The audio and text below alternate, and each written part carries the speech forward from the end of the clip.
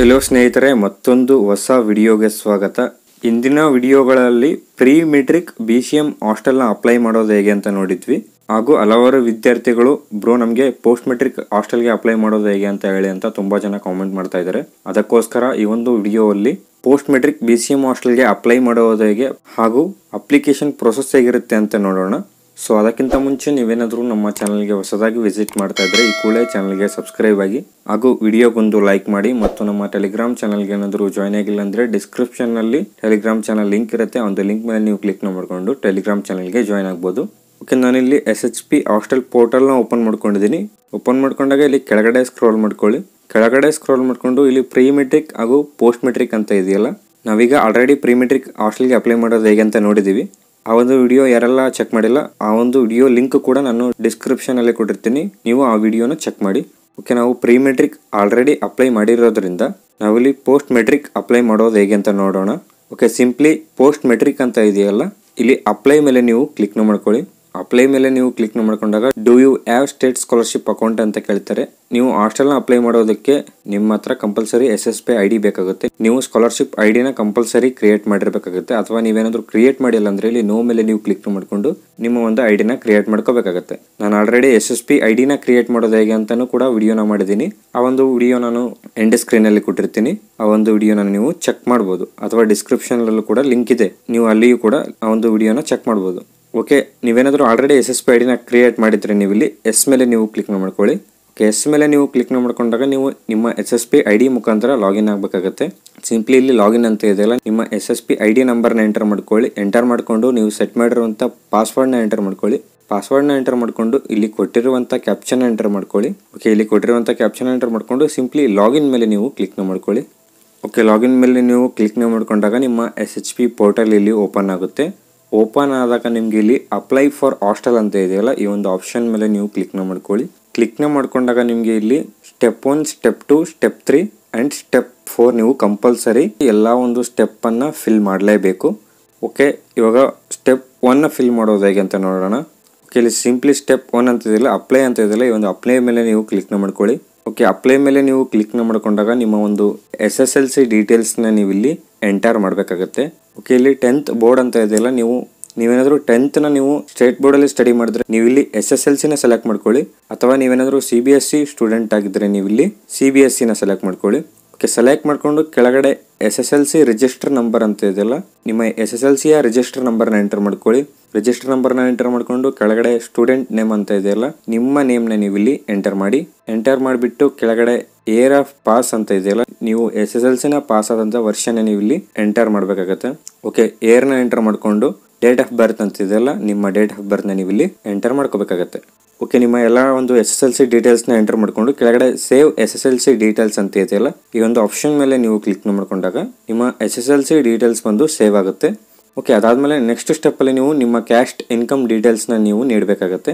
Okay, ಮೊದಲನೇದಾಗಿ ಇಲ್ಲಿ religion ಅಂತ ಇದೆಯಲ್ಲ, ನಿಮ್ಮ ಒಂದು ರಿಲಿಜಿಯನ್ನ ಸೆಲೆಕ್ಟ್ ಮಾಡ್ಕೊಳ್ಳಿ.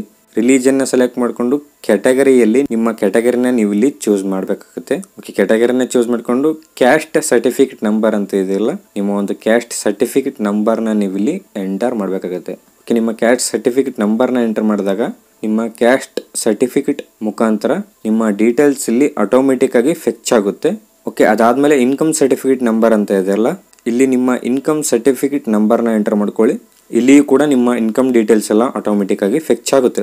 ಓಕೆ, ನಿಮ್ಮ ಕ್ಯಾಸ್ಟ್ ಇನ್ಕಮ್ ಡೀಟೇಲ್ಸ್ನ ಎಂಟರ್ ಮಾಡಿಕೊಂಡು ಕೆಳಗಡೆ save caste and income details ಅಂತ ಇದೆಯಲ್ಲ, ಈ ಒಂದು ಆಪ್ಷನ್ ಮೇಲೆ ನೀವು ಕ್ಲಿಕ್ ಮಾಡ್ಕೊಂಡಾಗ ನಿಮ್ಮ ಕ್ಯಾಸ್ಟ್ ಇನ್ಕಮ್ ಡೀಟೇಲ್ಸ್ ಇಲ್ಲಿ ಸೇವ್ ಆಗುತ್ತೆ.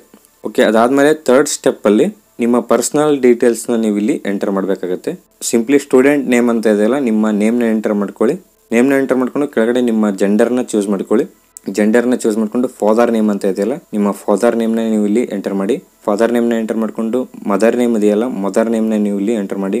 ಮದರ್ ನೇಮ್ನ ಎಂಟರ್ ಮಾಡಿಕೊಂಡು ವಿದ್ಯಾರ್ಥಿಯ ಮೊಬೈಲ್ ಸಂಖ್ಯೆ ಅಂತ ಇದೆಯಲ್ಲ, ನಿಮ್ಮ ಮೊಬೈಲ್ ನಂಬರ್ನ ನೀವು ಇಲ್ಲಿ ಎಂಟರ್ ಮಾಡಿ. ಮೊಬೈಲ್ ನಂಬರ್ನ ಎಂಟರ್ ಮಾಡಿಕೊಂಡು ಪೇರೆಂಟ್ಸ್ ಮೊಬೈಲ್ ನಂಬರ್ ಅಂತ ಇದೆಯಲ್ಲ, ನಿಮ್ಮ ಪೇರೆಂಟ್ಸ್ ಮೊಬೈಲ್ ನಂಬರ್ನ ನೀವು ಇಲ್ಲಿ ಎಂಟರ್ ಮಾಡಬೇಕಾಗುತ್ತೆ.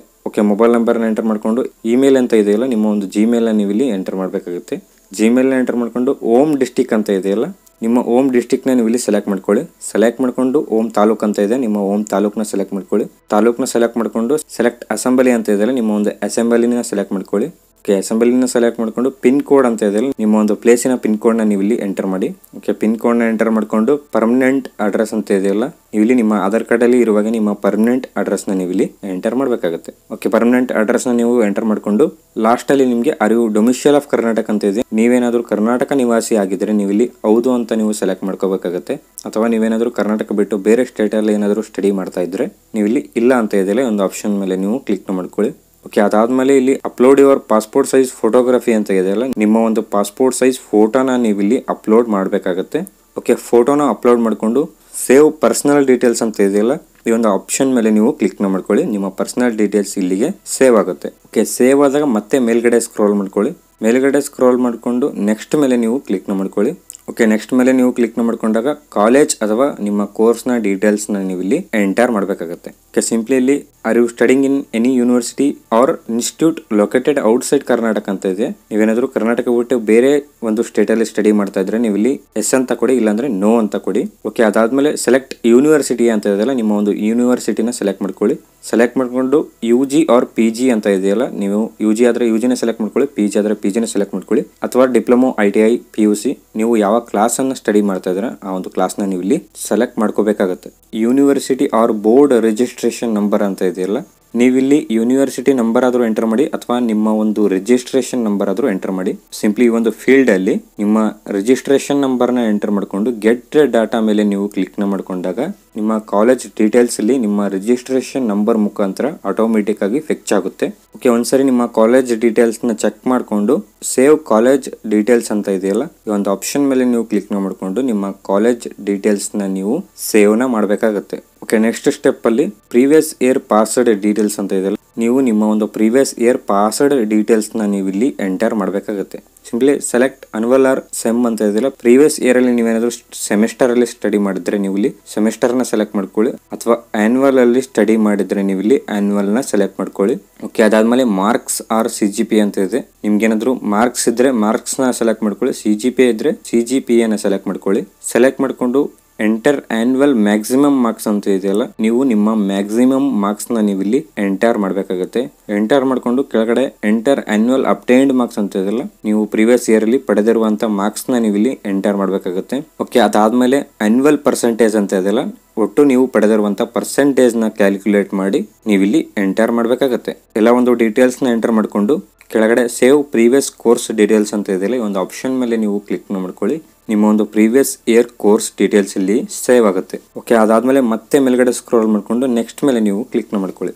ನೆಕ್ಸ್ಟ್ ಮೇಲೆ ನೀವು ಕ್ಲಿಕ್ ಮಾಡ್ಕೊಂಡಾಗ ನೀವು ಇಲ್ಲಿ ನಿಮ್ಮ ಹಾಸ್ಟೆಲ್ ನ ಸೆಲೆಕ್ಟ್ ಮಾಡಬೇಕಾಗುತ್ತೆ. ನೀವು ಯಾವ ಒಂದು ಹಾಸ್ಟೆಲ್ ಗೆ ಸಬ್ಮಿಟ್ ಮಾಡ್ಬೇಕು ಅನ್ಕೊಂಡಿದ್ದೀರಾ ಆ ಒಂದು ಹಾಸ್ಟೆಲ್ ನ ನೀವು ಇಲ್ಲಿ ಸೆಲೆಕ್ಟ್ ಮಾಡ್ಕೋಬೇಕಾಗುತ್ತೆ. ಡಿಪಾರ್ಟ್ಮೆಂಟ್ ನೇಮ್ ಅಂತ ಇದೆಯಲ್ಲ ಡಿಪಾರ್ಟ್ಮೆಂಟ್ ನೇಮ್ ನ ನೀವು ಇಲ್ಲಿ ಸೆಲೆಕ್ಟ್ ಮಾಡ್ಕೊಳ್ಳಿ. ಡಿಪಾರ್ಟ್ಮೆಂಟ್ ನೇಮ್ ನ ಸೆಲೆಕ್ಟ್ ಮಾಡ್ಕೊಂಡು ಕಾಲೇಜ್ ಅಥವಾ ಸ್ಕೂಲ್ ಡಿಸ್ಟ್ರಿಕ್ಟ್ ಅಂತ ಇದೆಯಲ್ಲ ನಿಮ್ಮ ಕಾಲೇಜ್ ಡಿಸ್ಟ್ರಿಕ್ಟ್ ನ ನೀವು ಇಲ್ಲಿ ಸೆಲೆಕ್ಟ್ ಮಾಡ್ಕೊಳ್ಳಿ.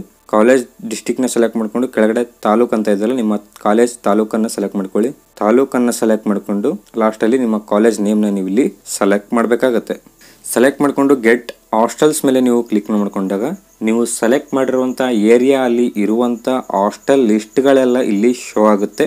ಅಂಡ್ ನೀವು ಯಾವ ಒಂದು ಹಾಸ್ಟೆಲ್ಗೆ ಅಪ್ಲೈ ಮಾಡ್ಬೇಕು ಅನ್ಕೊಂಡಿದ್ದೀರಾ ಆ ಒಂದು ಹಾಸ್ಟೆಲ್ ಈ ಒಂದು ಲಿಸ್ಟ್ ಅಲ್ಲಿ ಇದೆಯಾ ಅಂತ ಒಂದ್ಸರಿ ಚೆಕ್ ಮಾಡ್ಕೊಂಡು ಮೇಲ್ಗಡೆ ನೀವು ಮತ್ತೆ ನೀವು ನೆಕ್ಸ್ಟ್ ಮೇಲೆ ನೀವು ಕ್ಲಿಕ್ ಮಾಡ್ಕೋಬೇಕಾಗತ್ತೆ. ಓಕೆ ನೆಕ್ಸ್ಟ್ ಮೇಲೆ ನೀವು ಕ್ಲಿಕ್ ಮಾಡ್ಕೊಂಡಾಗ ಇಲ್ಲಿಗೆ ನಿಮ್ಮ ಹಾಸ್ಟೆಲ್ ಅಪ್ಲಿಕೇಶನ್ ಬಂದು ಕಂಪ್ಲೀಟ್ ಆಗುತ್ತೆ. ಸಿಂಪ್ಲಿ ಇಲ್ಲಿ ಕೆಳಗಡೆ ಸ್ಕ್ರೋಲ್ ಮಾಡ್ಕೊಂಡು ಫೈನಲ್ ಸಬ್ಮಿಟ್ ಅಂತ ಇದೆಯಲ್ಲ ಈ ಒಂದು ಫೈನಲ್ ಸಬ್ಮಿಟ್ ಮೇಲೆ ನೀವು ಕ್ಲಿಕ್ ಮಾಡ್ಕೋಬೇಕಾಗುತ್ತೆ.